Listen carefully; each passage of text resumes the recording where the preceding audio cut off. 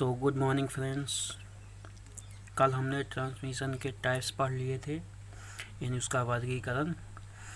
आज हमने पढ़ने के लिए बोला था मटेरियल कि ट्रांसमिशन में कौन कौन से मटेरियल इस्तेमाल होते हैं। तो सबसे पहला अपना रहेगा कंडक्टर। कंडक्टर को हिंदी में बोलते हैं चालक। और चालक क्या होता है? जो धारा को फ्लो कराता है ना। होता कैसा है? तो आपने देखा होगा खंभों में जो एल्युमिनियम की वायर लगी होती है ना, उसे बोलते हैं कंडक्टर, है ना। और ट्रांसमिशन के अंतर्गत आएगा। तो कंडक्टर मतलब होता है चालक, जो धारा को क्या करता है? फ्लो कराता है। अब चालक दो प्रकार के होंगे, एक तो पदार्थ के अकॉर्डिंग होगा कि एल्युमिनियम का है कि कॉपर का है कि किसका है। दूसरा किसके अकॉर्डिंग होगा कि संरचना कैसी उसकी, मोटा है, पतला है ना, खोखला है, ठोस है, कैसा है, उसके अकॉर्डिंग होगा। तो सबसे पहले देख लेते हैं संरचना के अकॉर्डिंग। तो संरचना के अकॉर्डिंग कैसा होगा? पहला होगा सॉलिड। सॉलिड का मतलब होता है ठोस। ठोस कैसा होगा?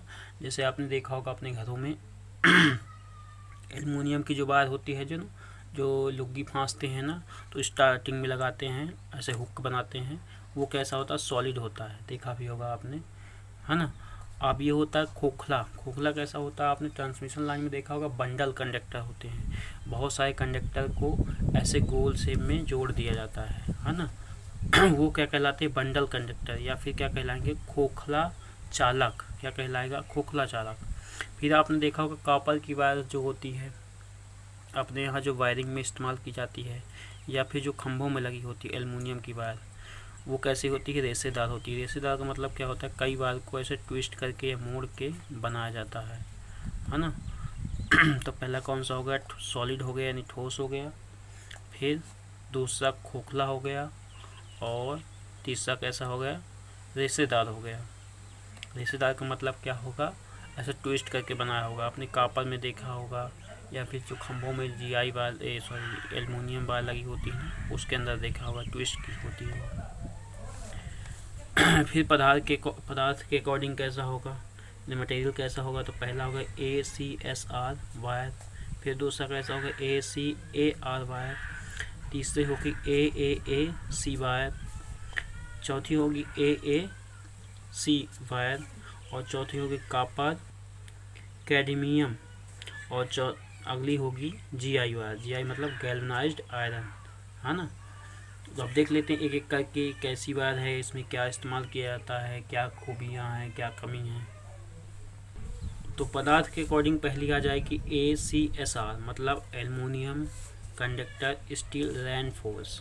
एल्युमिनियम कंडक्टर स्टील रेनफोर्स मतलब जो पहले आएगा, पहले जैसे एल्युमिनियम कंडक्टर आया था, एल्युमिनियम के कंडक्टर होंगे, और फिर इसके बाद जो आएगा स्टील रेनफोर्स। स्टील जो रेनफोर्स होगा वो क्या होगा? बीच में होगा। मतलब कहने का तात्पर्य क्या होगा? जो स्टील की वायर होगी ये वाली, उसको बीच में रखेंगे, उसको चारों तरफ से क्या करेंगे? एल्युमिनियम की वायर से ट्विस्ट कर देंगे, या उसी के ऊपर क्या कर देंगे? घुमा देंगे, ऐसे मोड़ देंगे। उससे क्या होगा कि अगर स्टील की वायर जो अंदर रहती है उसकी तनन सामर्थ्य, मतलब झोल खाने की क्षमता, वो क्या होती है? ज़्यादा होती है। इसलिए इसकी ये डेंसिटी मैकेनिकल पावर बढ़ा देती है एक तरह से, कि जो झोल को सह सके, है ना। इसलिए इसको किसका इस्तेमाल किया जाता है? स्टील का इस्तेमाल किया जाता है। स्टील क्या करेगा? इसकी झोल की सामर्थ्य बढ़ा देगा, है ना। तनन सामर्थ्य इसकी ज़्यादा होती है, इसलिए स्टील को बीच में इस्तेमाल करेंगे, और चारों तरफ किसका इस्तेमाल करेंगे? एल्युमिनियम का। जैसे बोला गया एल्युमिनियम कंडक्टर स्टील रेनफोर्स, ठीक है। अब देख लेते हैं, ये तो हो गया तुम्हारा। लेकिन जैसे मान लीजिए हमको पता करना है कि इसमें सरियाँ कितनी है। सरियाँ मतलब स्ट्रेट, मतलब जो वायर इस्तेमाल ट्विस्ट की गई है उसकी संख्या पता करना है ना। उसकी संख्या पता करने के लिए फार्मूला होता है 3x² - 3x + 1। अब यहाँ x क्या होगा? परत होगी। जितनी परत होगी, 2 परत है, 3 परत है, 4 परत है, उसमें क्या करना है? आप उसको रख दें। मतलब यहाँ पास x बराबर क्या होगा? परत होगी। मतलब एक गिन लेंगे कि 1 परत का है, 2 परत का है, 3 परत का, और इस फार्मूले में क्या कर देंगे? रख देंगे। जो संख्या आएगी वो क्या रहेगी? वो अपनी रहेगी स्ट्रेट की संख्या। मतलब क्या रहेगा? उसमें रेसे जो है, सरिया जो है पतली पतली, वो कितनी है, ठीक है। फिर मान लीजिए अब टोटल डायमीटर पता करना, उसकी व्यास पता करना कि इस कंडक्टर का टोटल व्यास कितनी है। तो उसके लिए फार्मूला था कैपिटल डी। कैपिटल डी किसका होगा? इस पूरे कंडक्टर का। और जो स्मॉल डी होगा वो क्या है? एक कंडक्टर का जो एक सरिया है या एक रेशा है उसके लिए हुआ। तो क्या हो जाएगा 2x माइनस 1, क्या हो जाएगा 2x माइनस 1 इंटू डी। उसमें क्या कर देंगे हम, गुणा कर देंगे 2x माइनस 1, जहाँ पर x क्या होगा पर्थ होगी और d क्या होगी एक कंडक्टर का डायमीटर, है ना, उससे निकल आएगा टोटल डायमीटर। अब मान लीजिए एरिया निकालना है तो पाई आर स्क्वायर जैसा सबका निकलता है, उसमें आर निकाल लेंगे, जैसे डी निकाल लिया हमने उससे आर निकाल लेंगे और क्या कर देंगे एरिया निकाल लेंगे। अब इसमें बात करेंगे डिटेल की, तो बाहरी कंडक्टर कौन सा होगा, एल्युमिनियम का होगा बाहरी कंडक्टर जो ट्विस्ट किया हुआ है। आंतरिक कंडक्टर किसका होगा, स्टील का होगा जो माइल्ड स्टील का होगा, है ना। अब माइल्ड स्टील का जो होगा काम किसका करेगा, तो कोर का काम करेगा। कोर क्या होती है, जिसमें बाइंडिंग की होती है ना, उसे बोलते हैं कोर। इसमें भी बाइंडिंग एक तरह से ट्विस्ट किया होता है। स्टील का वर्क क्या होगा, मैकेनिकल स्ट्रेंथ बढ़ा देगा, है ना, मैकेनिकल त्वरण सामर्थ्य बढ़ा देगा, ठीक है। अब अगला कौन सा है, AAC। AAC का मतलब क्या होगा, ऑल एल्युमिनियम कंडक्टर। इसमें कोई खूबी नहीं होती है, इसमें क्या रहेगा बाहरी कंडक्टर किसका रहेगा, एल्युमिनियम का, और आंतरिक कंडक्टर भी एल्युमिनियम का रहता है। जो अपने गाँवों में इस्तेमाल किया जाता है ना, वो यही होता है AAC, ऑल एल्युमिनियम कंडक्टर। मतलब पूरे कंडक्टर किसके होंगे, एल्युमिनियम के होंगे, ठीक है। फिर अगला है अपना एल्युमिनियम कंडक्टर एलॉय रेनफोर्स। मतलब क्या होगा, ACAR, मतलब एल्युमिनियम कंडक्टर एलॉय रेनफोर्स। अब एलॉय का मतलब क्या होता है, मिश्र, दो चीज़ों का मिश्रण। इसमें क्या होगा, बाहरी कंडक्टर एल्युमिनियम का होगा जबकि आंतरिक कंडक्टर किसका होगा, है मैग्नीन प्लस एल्युमिनियम का। इसमें क्या करेगा, त्वरण सामर्थ्य बढ़ा देगा, है ना। और जैसे उसमें स्टील का इस्तेमाल करें तो इसका इसमें इस्तेमाल करें, उससे बेहतर रहेगा ये, है ना, क्योंकि मिश्रण है।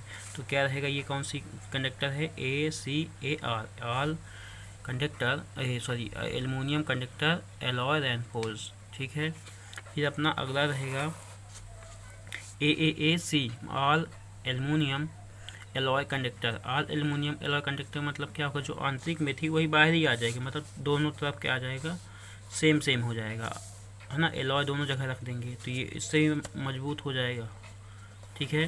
फिर अगली है अपनी GI wire. GI wire galvanized iron.